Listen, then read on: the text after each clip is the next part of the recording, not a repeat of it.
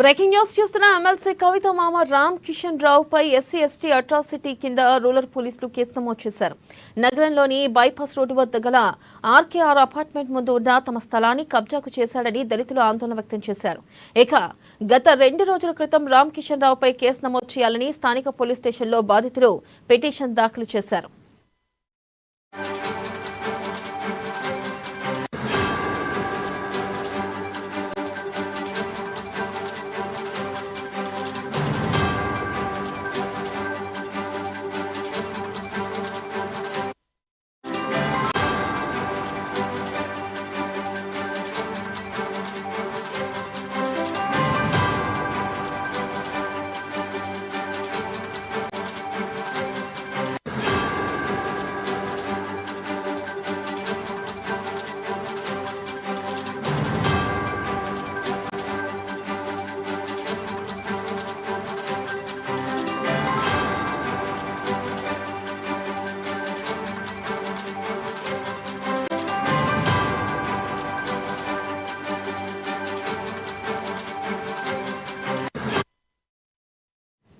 Breaking news చూస్తున్న MLC Kavitha మామ రామ్ కిషన్ రావుపై ఎస్సీ ఎస్టీ అట్రాసిటీ కింద రూరల్ పోలీసులు కేసు నమోదు చేశారు.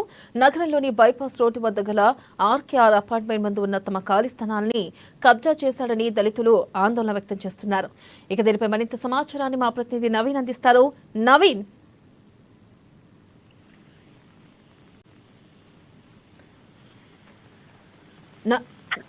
నవీన్ చెప్పండి, కవిత మామ మీద ప్రత్యేకంగా ఎస్సీ ఎస్టీ అట్రాసిటీ కింద కేసు నమోదు ఏంటి, అసలు ఆ కేసు నమోదు అవడానికి గల కారణాలు ఏంటి, అప్డేట్స్ ఏంటి?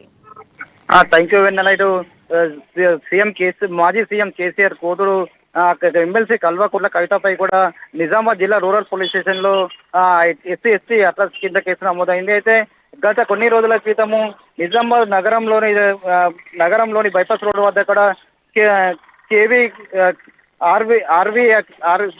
ఆర్వీఆర్ అపార్ట్మెంట్ కు సంబంధించిన కాలనీ వాసులు తమ ముందట భూమిని కేసీఆర్ కల్వకుంట్ల కవిత మామ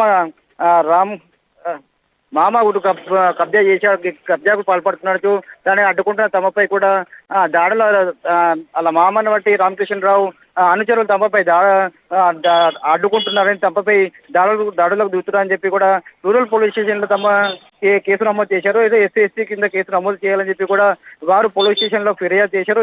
దీనిపై స్పందించిన పోలీసులు నిన్న కవిత మామ రామకిషన్ రావు పై ఎస్సీ ఎస్టీ అట్రాసిటీ కింద కేసు నమోదు చేశారు. అయితే కొన్ని రోజుల క్రితము నిజామాబాద్ బైపాస్ రోడ్ వద్ద ఇక్కడ ఆర్కేఆర్ రామకృష్ణ రావు అపార్ట్మెంట్ సంబంధించిన ల్యాండ్ ఉంది. అక్కడ ల్యాండ్ సంబంధించిన అప్పుడు అపార్ట్మెంట్ లో వాసులు కూడా అక్కడ ఉన్నటువంటి అపార్ట్మెంట్ కొనే ఇల్లు తీసుకునే ప్రయత్నంలో అక్కడ ముందట ఉన్న భూమికి అపార్ట్మెంట్ సంబంధించింది. అక్కడ ఈ స్థలము ఇక్కడ పార్కింగ్ పెట్టుకోవచ్చు, ఇక్కడ ఉండి వెళ్ళవచ్చు, ఇది దారి అని చెప్పారు. అయితే దాంతో దమ్మిన బట్టి కొందరు అక్కడ ఉన్నటువంటి అపార్ట్మెంట్లు ఇల్లు కొన్నారు. అయితే ఇప్పుడు ముందటువంటి ఖాళీ స్థలము తమదని చెప్పి రామకృష్ణరావు ఎన్నుకుంటే కొందరిని బీఆర్ఎస్ పార్టీ నాయకులను అక్కడ కబ్జాలకు పాల్పడుతున్నారని చెప్పి దీని వెనుక మొత్తం రామకృష్ణరావు వస్తా ఉందని చెప్పి కూడా ఇది తమదని చెప్పి అప్పుడు కొన్న స్థలంలో ఈ స్థలము మాకు మాదని చెప్పి కూడా అక్కడ అపాయింట్మెంట్ సంబంధించిన యజమానులు చెప్పారు. అయితే